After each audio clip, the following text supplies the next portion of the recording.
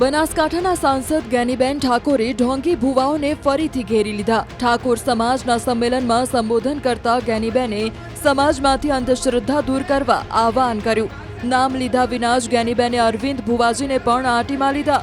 અરવિંદ ભુવાજીએ જ્ઞાનીબેનના અગાઉના નિવેદનને લઈને ખુલ્લી ચીમકી આપી હતી। જો કે જ્ઞાનીબેન ફરી એક વખત અંધશ્રદ્ધા મુદ્દે પોતાના વલણ પર અડગ જોવા મળ્યા અને સમાજને મહેનત કરવાની સલાહ આપી।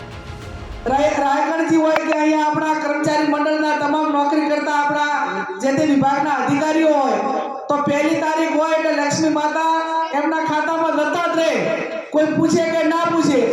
અને સરસ્વતી હતા એટલે લક્ષ્મી માતા આવ્યા। એમણે નોકરી મેળવવા માટે કેટલી મહેનત કરી છે, કેટલી મજૂરી કરી છે। જો ક્યાંય માનતા અને રમેલ કરીને માનતા રાખી પડી હોત કે ભાઈ હું આ રમેલ એક કરીશ મને નોકરી મળી જાય તો એક નોકરી મળી હોત। એટલે શક્ય એટલા અંધશ્રદ્ધા તમારી 100% હોઈ શકે, પણ અંધશ્રદ્ધામાંથી સમાજને બહાર કાઢવા માટેની ખૂબ જરૂર છે। હમણાં મેં સાહેબને એમને વિનંતી કરી કે આપણે હથિયાવી તાલુકાનું ઠાકોર સમાજનું બંધારણ એ 4મી તારીખે વાગડની થળીએ સદારામ બાપુના નામે વાગડજીના નામે હથિયાવી તાલુકાનું બંધારણ સમાજનું ઓછા ખર્ચા થાય એના માટે આપણે કરી રહ્યા છીએ।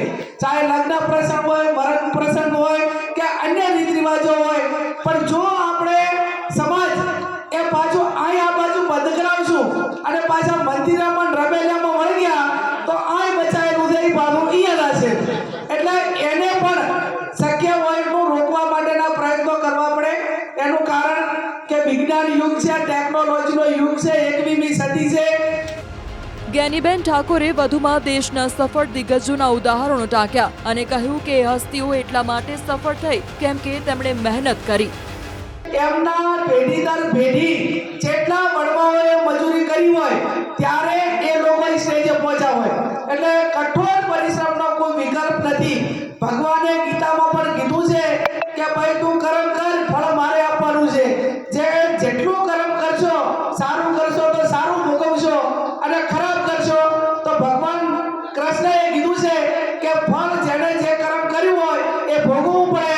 મહાભારતમાં ભીષ્મ પિતામહ હતા અને એ ટાઈમે સભાની અંદર દ્રૌપદીના ચીર ખેંચાતા હતા, વડીલ હતા છતાં બોલતા નતા બોલ્યા એટલે એમને તીરો ઉપર ભોગવવું પડ્યું હતું કે નતું ભોગવવું પડ્યું?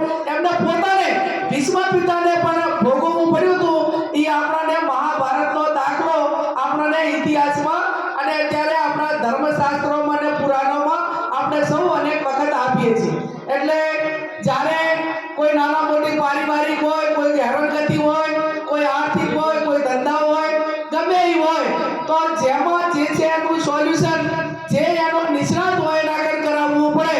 ડોક્ટર દવાખાનાની તકલીફ હોય તો ડોક્ટર કરાવવું પડે, ધંધા રોજગારની તકલીફ હોય આર્થિક રીતે તો શેર સંબંધી કે ભાઈઓને કેને કહેવું પડે અથવા તો કે નાના મોટી લોનની વ્યવસ્થા કરવી પડે। બાકી બીજું કાંઈ આડાઅવળું કાંઈ એકાબીજાના ઓલા કરવાથી કોઈ દાડો રાયગઢજી મેળ આવે નહીં। હું તો હમણાં તો અમે રાયગઢજી એ બાબતમાં ખૂબ આગળ વધ્યા છીએ અને અભિનંદન આપું છું રાયગઢજીને અને એમની ટીમને, સમગ્ર ઠાકોર સમાજના તમામ યુવાનોને કે અંધશ્રદ્ધા માટે મેં સમાજ માટેની ચિંતા કરી અને સમાજ માટેની ચિંતા કરી ત્યારે ક્યાંક ને ક્યાંક જેની દુકાનો બંધ થવાની હોય એને ભયસ્થાન હોય કે આવડો મોટો સમાજ છે અને તો અંધશ્રદ્ધામાંથી બહાર નીકળી જશે તો સૌથી મોટી આવકવાળો સમાજ તો આ છે।